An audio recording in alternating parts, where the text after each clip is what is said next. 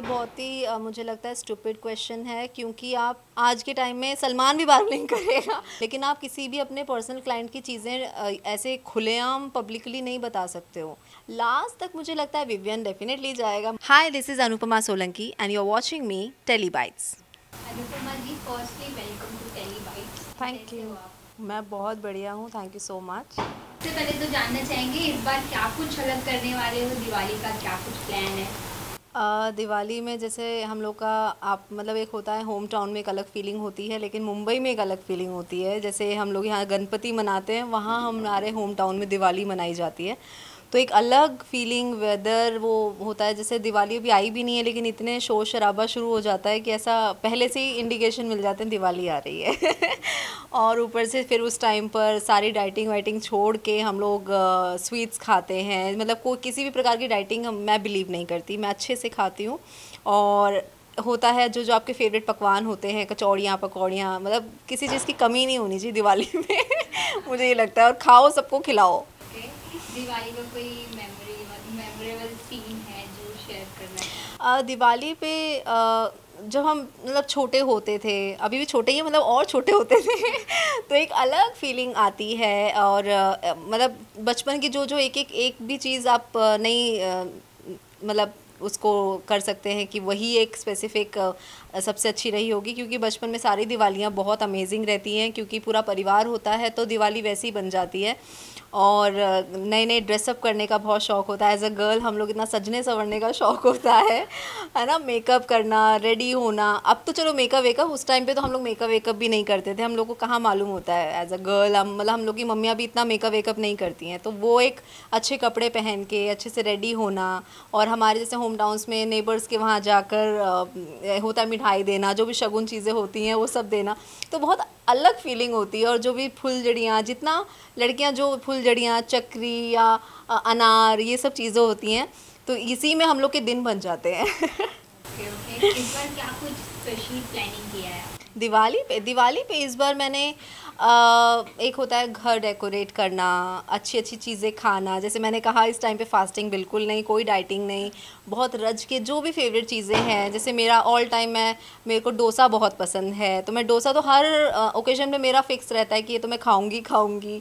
पकौड़ियाँ, कचौड़ियाँ, लेकिन home made, बाहर से नहीं, घर पे बनाओ, घर पे खाओ, क्योंकि बाहर तो बहुत अनहाइजीन होता है। तो कोशिश करती हूँ कि जितनी भी मैं चीज़ें, अगर जब टाइम नहीं है वो बात अलग है, बाहर से खाना पड़ता है, लेकिन अगर आपके पास टाइम है और फेस्टिवल में टाइम ही टाइम है, तो आप आराम से उसको खुद बनाओ, खुद खाओ और इन्जॉय करो, सेफ भी रहोगे अब कर खुद का बना हुआ खाओगे तो। इस बार दिवाली के लिए अभी मतलब ड्रेस जो उसका क्या कलर है? उसका आई थिंक रेड होगा, मतलब मैंने अभी ऐसा कुछ डिसाइड नहीं है, बट रेड या मैं कुछ इंडो वेस्टर्न इस बार मैं डिसाइड कर रही हूँ पहनने का। ऑरेंज एंड सिल्वर का कॉम्बिनेशन रहेगा। थोड़ा हट के सोच रही हूँ, क्योंकि पहले मैं साड़ी सोच रही थी कि साड़ी पहनूंगी, बट मैंने सोचा नहीं, इस बार इंडो वेस्टर्न पहनती हूँ क्योंकि दिवाली में आप आरती करते हैं और रेडी होने के बाद पूरे घर पे आरती होता है ना, एक अलग पिक्चर्स भी हम लोग फ़ोटोशूट, एज ए एक्टर हम लोग फ़ोटोशूट्स भी करवाते हैं, तो हम लोग को बहुत प्रिपरेशन होती है, तो हम लोग पास बहुत काम है ओके, आते हैं बिग बॉस सीजन 18 के घर की बात है। तो चाहत पांडे इस बार काफ़ी चर्चे में है, तो उनके लिए क्या कुछ कहना है? अच्छी बात है वो चर्चे में है। आई थिंक वो शुरू में जब नहीं कुछ कर रही थी तब भी चर्चे में थी, और अब तो कर रही, तो अब तो डेफिनेटली चर्चे में होने वाली है और चर्चे में रहेगी। आई थिंक तभी तो ट्रॉफी हाथ में लेकर आएगी तो चर्चे में बने रहो, अच्छी बात है चर्चे में रहना। ओके, घर वालों का कहना है कि टीवी सीरियल का ड्रामा करती हैं, हर बात पे रोती हैं, आपको क्या लगता है? देखिए, हर बात में तो आई थिंक जब कोई 10 जगह से आपको पोक करता है तो आंसू निकल ही आते हैं। वो आप किसी भी फील्ड में हो या कहीं पर भी हो, बोलेंगे तो ऑब्वियसली निकलेगा। स्टार्टिंग में उसने काफ़ी चीज़ें इग्नोर करी हैं, और अब शायद उसका पारा ख़त्म हो चुका है सहने का, तो आई थिंक उसके वो आंसुओं के थ्रू निकल रहे हैं। सोचा अब क्या, मतलब इंसान जब कुछ बोल नहीं सकता, कुछ गलत चीज़ भी नहीं बोल सकता है, तो वो आंसू के थ्रू अपनी एक जो अंदर भरा होता है वो निकलता है। ओके, अविनाश का चाहत के कैरेक्टर पे सवाल उठाने की लाइन मार दी थी, अब मतलब उस पर कितना अनफेयर लगा है? ऑब्वियसली मतलब आप किसी के भी कैरेक्टर पे नहीं बोल सकते हो। आपने जो चीज़ें की हैं एज अ पर्सन वो चलो ठीक है, एज अ बिग बॉस के मोटिव से आपने बहुत चीज़ें की हैं, राशन को लेके, किसी को बोल के, लड़के झगड़ के, सारी चीज़ें। लेकिन ये सब एक तरफ होती है, और एक तरफ आपका एक लड़की के कैरेक्टर पे, चाहे वो लड़का हो या लड़की, किसी के भी मतलब कैरेक्टर पे आप नहीं क्वेश्चन मार्क कर सकते हो। और उसने क्वेश्चन मार्क नहीं से सीधा सीधा लांछन लगाया है, तो वो चीज़ मुझे बिल्कुल भी नहीं अच्छी लगी थी। तो मतलब एज अ व्यूअर ही मुझे बहुत ख़राब लगा, तो एज अ फ्रेंड तो ऑब्वियसली मुझे बिल्कुल अच्छा नहीं लगेगा। तो वो स्टेटमेंट सच में ही बहुत गलत था। आप कितने भी इससे आप अपने आप की पर्सनालिटी दिखाते हो, आप चाहत की नहीं, आप अपने आप को दिखाते हो कि आप कैसे हो। मतलब मुझे अविनाश से ऐसा नहीं था कि मुझे बिल्कुल पसंद नहीं है, लेकिन उसने ये चीज़ें करके थोड़ा सा एक नेगेटिव मार्किंग आप अपने आप की खुद बना रहे हो। मतलब वो चाहत का तो सबको मालूम है वो कैसी है, कैसे रहती है, लेकिन आपने ये चीज़ बोल के अपना दिखाया है, तो अपनी पर्सनालिटी उसने नेगेटिव शो की है। के अंदर विवियन भी काफ़ी चाहत को तो मतलब काफ़ी कुछ कह दे रहे हैं, उन पे क्या कुछ कहें?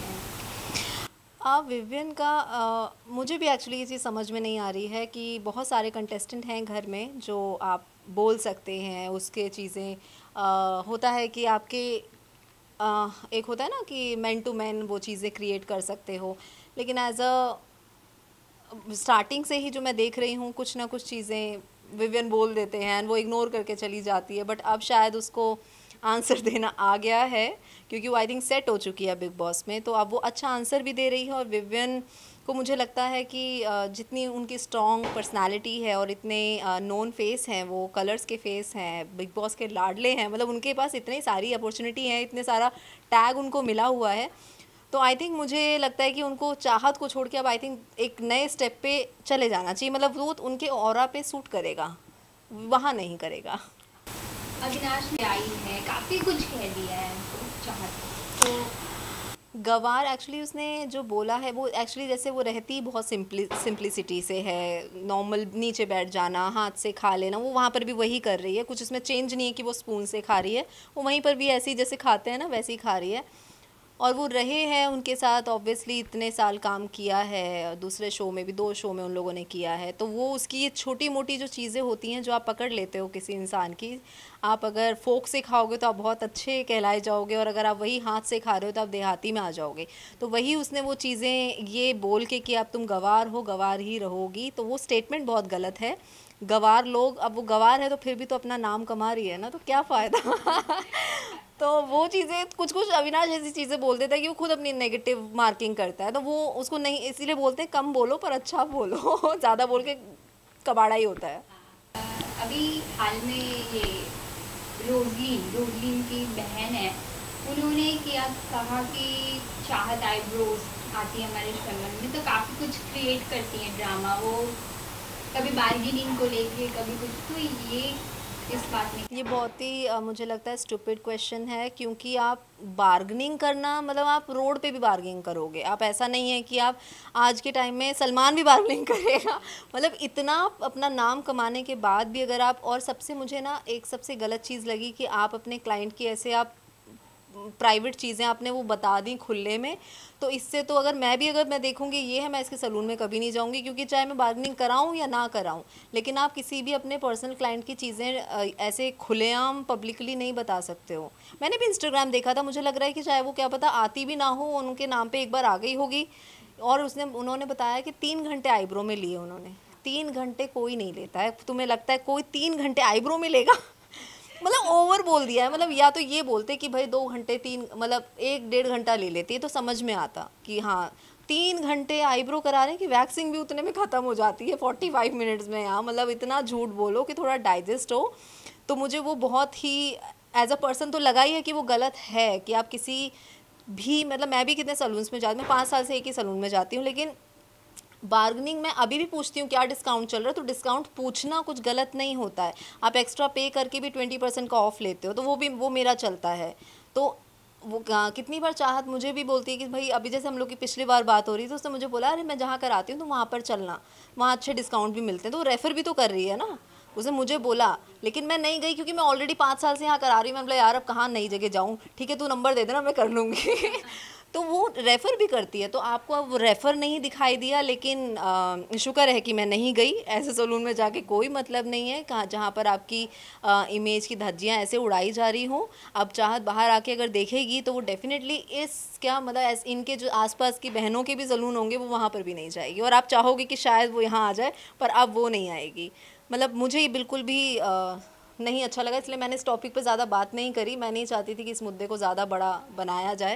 वो आपने पूछ लिया तो मैंने कर लिया, लेकिन अपनी तरफ से मैंने एक बार भी किसी भी इंटरव्यू में ये चीज़ें नहीं बोली हैं, क्योंकि वो तो जो ऐसी चीज़ें बोल रहे हैं वो चाहते हैं कि हमारी चीज़ें हाइप हो, तो मैं नहीं चाहती कि वो हाइप हो, इसलिए मैंने सिर्फ इतने में बोल के स्टॉप कर दिया। नेक्स्ट क्वेश्चन पे चलते हैं। क्या लगता है लास्ट तक कौन जाएगा?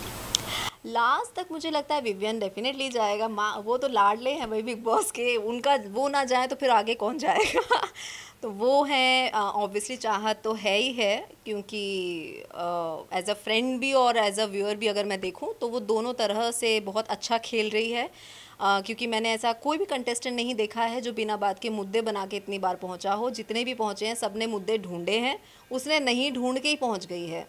तो बहुत बड़ा कॉम्प्लीमेंट है, और अभी भी चाहत को जो है बहुत लोग पसंद कर रहे हैं। मैं अभी से ही उसकी फ़ैन फॉलोइंग देखने लग गई हूँ कि अभी तो सिर्फ स्टार्ट हुआ है बिग बॉस, और आई थिंक उसकी सादगी देख के ही, उसका नीचे बैठ के हाथ से खाना, सूट सलवार में जैसे रहती, पहले नहीं रहती थी पर अब रहने लग गई है वो, क्योंकि उसने एक अपना प्रोफेशन, उसको पॉलिटिक्स में जाना है, जो भी उसका एक होगा मोटो, तो अब उस वे में वो रहती है। और एज अ गर्ल वो विदाउट मेकअप रहती है, वही बहुत बड़ी बात है। वो भी ऐसे बिग बॉस जैसे प्लेटफॉर्म में लड़कियां तो सुबह उठते ही अपना मेकअप शुरू कर देती हैं, बल्कि बहुत रेयर मिलेंगी। तो उसकी नेचुरल ब्यूटी है, वो चीज़ उसको लोगों को पसंद आ रही है, तो प्यार उसको भर भर के मिल ही रहा है। तो शायद उसी से सब लोगों को इनसिक्योरिटी हो रही होगी। ओके, एलिस और ईशा, इन दोनों के ग्रुप को तो ऑलरेडी चुगली चाचियाँ बोला जाता है, पर उन्होंने भी चाहत के मतलब पर्सनालिटी पे, सब पे उन्होंने भी सवाल उठा दिए।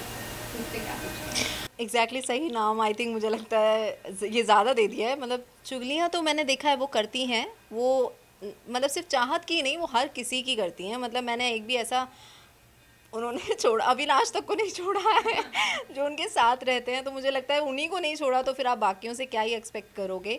क्योंकि मैंने देखा है वो जिस तरह से सबके सामने प्रेजेंट करती हैं कि अविनाश ऐसा है, मैं उसको साथ में लेके थोड़ी ना आई हूँ, अगर आप साथ में नहीं लेकर आए तो आप उसके लिए अब घर छोड़ के जाने के लिए रेडी हो गए थे। तो ऐसी ऐसी कुछ चीज़ें ये लोग करते हैं जो डिप्लोमेटिक लगती है, ऑन फेस कुछ और बैक साइड कुछ। तो ऐसे लोगों से मैंने पहले भी कहा था कि इनकी फ्रेंडशिप दिख रही है पर स्ट्रॉन्ग नहीं है। एज अ अभी भी उनके में खटास डालो, फट से खटास आ जाती है, तो ये कोई फ्रेंडशिप, अभी भी लड़ती हैं वो दोनों। और मुझे लग रहा है आई थिंक वो अविनाश के चक्कर में ही लड़ रही हैं।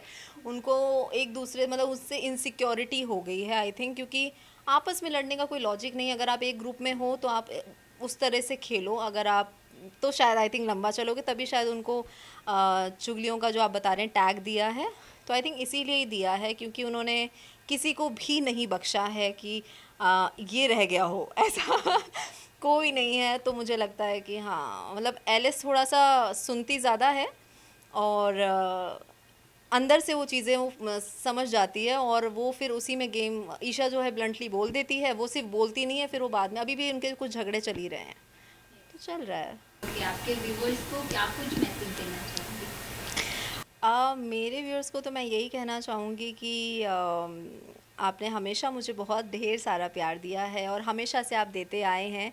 आपको कोई फ़र्क नहीं पड़ता है कि मैं नेगेटिव करूं या पॉजिटिव, आपने भर भर के मुझे प्यार दिया है, और मैं यही चाहूँगी वो बना रहे। और जितने भी मेरे शोज़ आए उनको आप ढेर सारा प्यार दें, जैसे आपने नथ में दिया है, बिंदिया सरकार में दिया है। ये मोहब्बतें से जब मेरी शुरुआत हुई थी तब से आज भी मुझे लोगों के टेक्स्ट आते हैं, वो जब मैंने एक पहला शो किया था तो वो बहुत ही मेमोरी जो होती है आपकी रिफ़्रेश हो जाती है। तो ऐसे ही आप प्यार हमेशा हमेशा हमेशा बनाए रहें। एंड ऑब्वियसली दिवाली आ रही है, तो wish you very happy Diwali and Dhanteras too. For top serials on sets to personal interviews and fun segments with actors, subscribe to Telebytes right away.